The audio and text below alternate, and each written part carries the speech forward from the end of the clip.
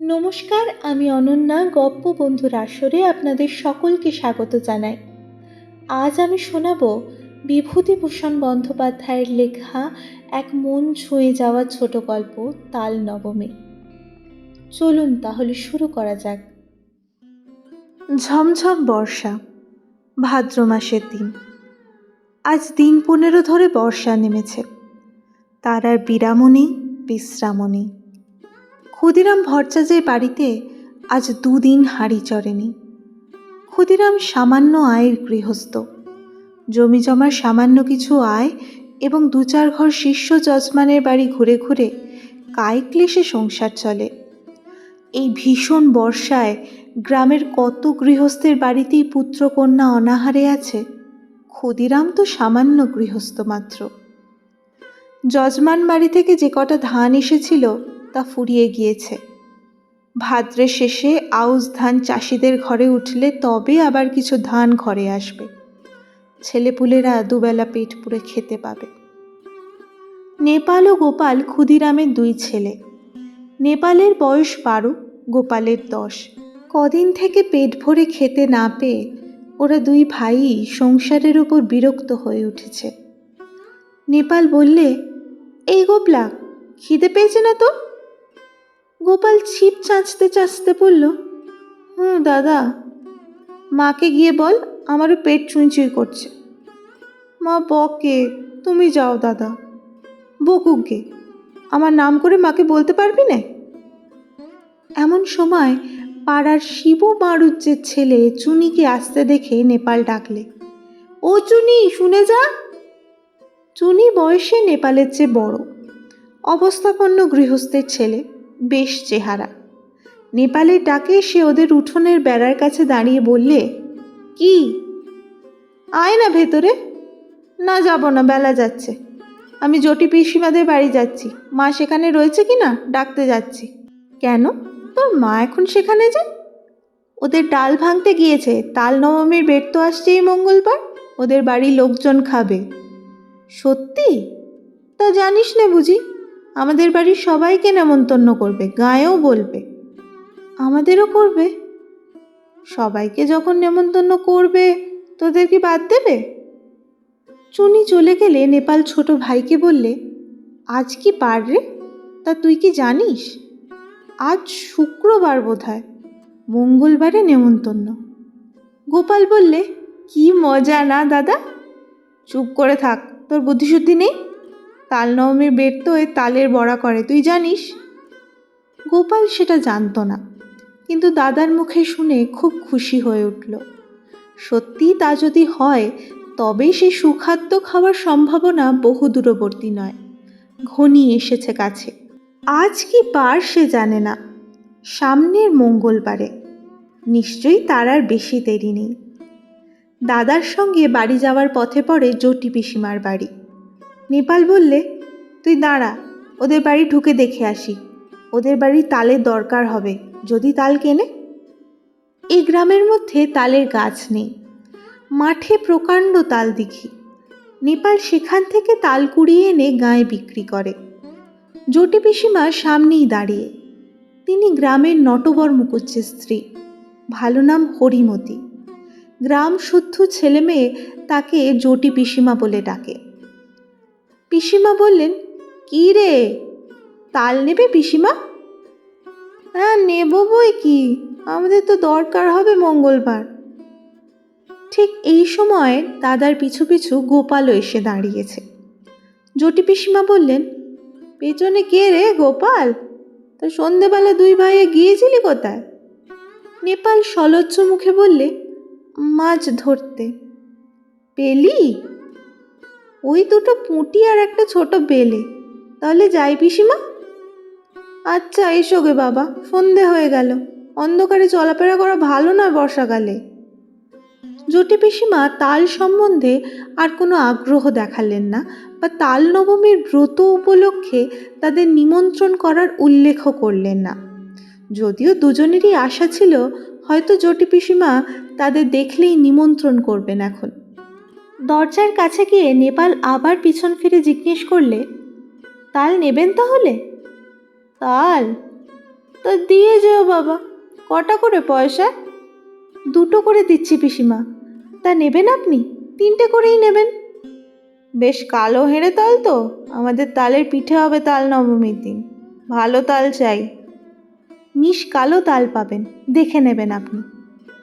গোপাল বাইরে এসেই দাদাকে বললে, কবে তাল দিবি দাদা? কাল। তুই ওদের কাছে পয়সা নিস না দাদা। নেপাল আশ্চর্য হয়ে বললে, কেন রে? তাহলে আমাদের নেমন্তন্ন করবে দেখিস এখন। ধুর, তা হয় না। আমি কষ্ট করে তাল কুড়োবো আর পয়সা নেব না? রাত্রে বৃষ্টি নামে, হু হু বাদলার হাওয়া সেই সঙ্গে। পূব দিকের জানলার কপাটে দড়ি বাঁধা। হাওয়ায় দড়ি ছিঁড়ে সারা রাত খট খট শব্দ করে ঝড় বৃষ্টির দিনে। গোপালের ঘুম হয় না, তার যেন ভয় ভয় করে। সে শুয়ে শুয়ে ভাবছে, দাদা তাল যদি বিক্রি করে তবে ওরা আর নেমন্তন্ন করবে না। তা কখনো করে? খুব ভোরবেলা উঠে গোপাল দেখলে বাড়ির সবাই ঘুমিয়ে, কেউ তখনও ওঠেনি। রাত্রের বৃষ্টি থেমে গিয়েছে, সামান্য একটু টিপটিপ বৃষ্টি পড়ছে। গোপাল এক ছুটে চলে গেল গ্রামের পাশে সেই তালদিঘির ধারে। মাঠে 1 হাঁটু জল আর কাদা। গ্রামের উত্তর পাড়ার গণেশ কাওড়া লাঙল ঘাড়ে এই এত সকালে মাঠে যাচ্ছে। ওকে দেখে বললে, কি খোকা ঠাকুর, যাচ্ছ কনে এত ভোরে? তাল কুড়োতে দিঘির পাড়ে। বড্ড সাপের ভয় খোকা ঠাকুর, বর্ষাকালে ওখানে যেও না একা একা। গোপাল ভয়ে ভয়ে দিঘির তাল পুকুরের তালের বনে ঢুকে তাল খুঁজতে লাগলো। বড় আর কালো কুচকুচে একটা মাত্র তাল প্রায় জলের ধারে পড়ে। সেটা কুড়িয়ে নিয়ে ফিরে আসবার পথে আরও গোটা 3 ছোট তাল পাওয়া গেল। ছেলে মানুষ, এত তাল বয়ে আনার সাধ্য নেই। 2টি মাত্র তাল নিয়ে সোজা একেবারে জটি পিসিমার বাড়ি হাজির। জটি পিসিমা সবেমাত্র সদর দোর খুলে দোরগোড়ায় জলের ধারা দিচ্ছেন। ওকে এত সকালে দেখে অবাক হয়ে বললেন, কি রে খোকা? গোপাল একগাল হেসে বললে, তোমার জন্য তাল এনেছি পিসিমা। জটি পিসিমা আর কিছু না বলে তাল 2টো হাতে করে নিয়ে বাড়ির ভেতরে চলে গেলেন।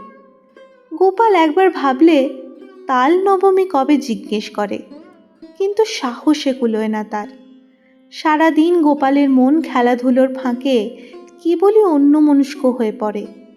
ঘন বর্ষার দুপুরে মুখ উঁচু করে দেখে নারকেল গাছের মাথা থেকে পাতা বেয়ে জল ঝরে ঝরে পড়ছে। বাঁশ ঝাড় নুয়ে নুয়ে পড়ছে বাদলার হাওয়ায়। বকুলতলার ডোবায় কটকটে ব্যাঙের দল থেকে থেকে ডাকছে। গোপাল জিজ্ঞেস করলে, ব্যাঙগুলো আজকাল তেমন ডাকে না কেন মা?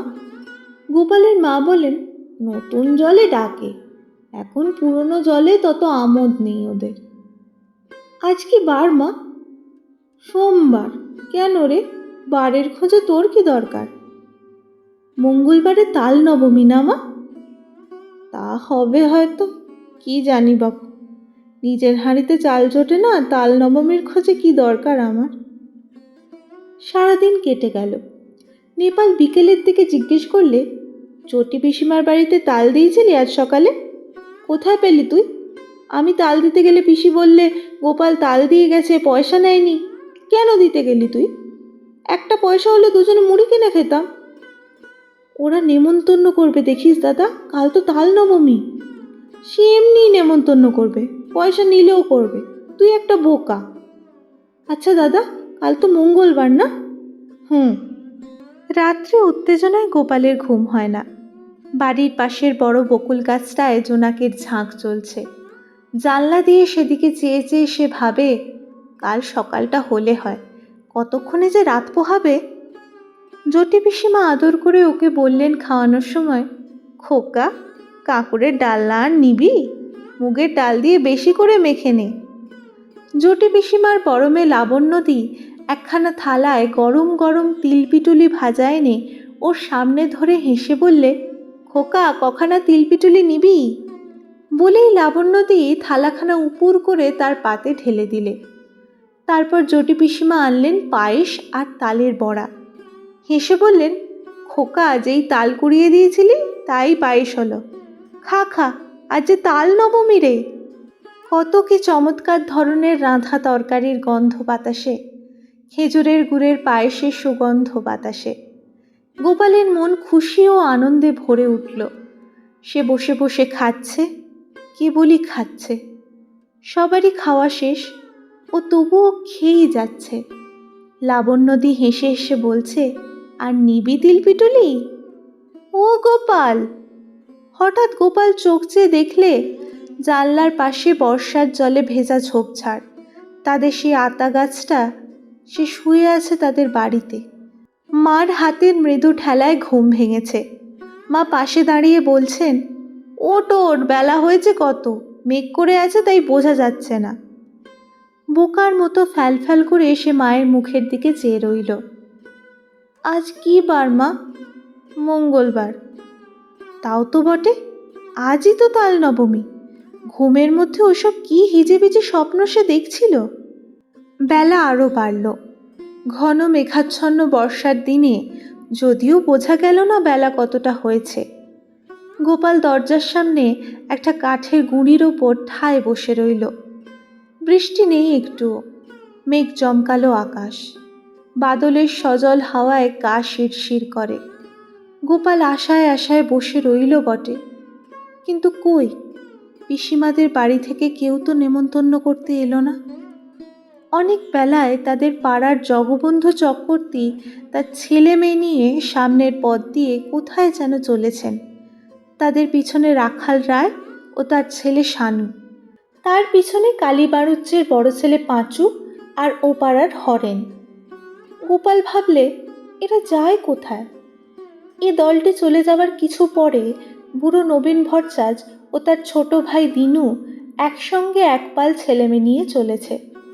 দিনু ভট্টাচার্যের ছেলে কুঁড়োরাম ওকে দেখে বললে, এখানে বসে কেন রে, যাবি নে? গোপাল বললে, কোথায় যাচ্ছিস তোরা? জোটে পিসিমাদের বাড়ি তাল নবমীর নেমন্তন্ন খেতে। করেনি তোদের? ওরা বেছে বেছে বলেছে কি না, সবাইকে তো বলেনি। গোপাল হঠাৎ রাগে অভিমানে যেন দিশেহারা হয়ে গেল। রেগে দাঁড়িয়ে উঠে বলল, কেন করবে না আমাদের নেমন্তন্ন? আমরা এর পরে যাব। রাগ করবার মতো কি কথা সে বলেছে বুঝতে না পেরে কুঁড়োরাম অবাক হয়ে বললে, বারে, তা অত রাগ করিস কেন, কি হয়েছে? ওরা চলে যাওয়ার সঙ্গে সঙ্গে গোপালের চোখে জল এসে পড়ল। বোধহয় সংসারের অবিচার দেখেই। পথ চেয়ে সে বসে আছে কদিন থেকে, কিন্তু তার কেবল পথ চাওয়াই সার হলো। তার সজল ঝাপসা দৃষ্টির সামনে পাড়ার হারু, হিতেন, দেবেন, গুটকে তাদের বাপ কাকাদের সঙ্গে একে একে তার বাড়ির সামনে দিয়ে জটি পিসিমাদের বাড়ির দিকে চলে গেল। শুনছিলেন বিভূতিভূষণ বন্দ্যোপাধ্যায়ের লেখা তাল নবমী। গল্পটা আপনাদের কেমন লাগলো জানাতে ভুলবেন না। আর এরকম আরও নানা স্বাদের গল্প শোনার জন্য সাবস্ক্রাইব করুন গপ্পবন্ধু অনন্যাকে। দেখা হচ্ছে পরের পর্বে। ততক্ষণ সঙ্গে থাকুন, গপ্পে থাকুন।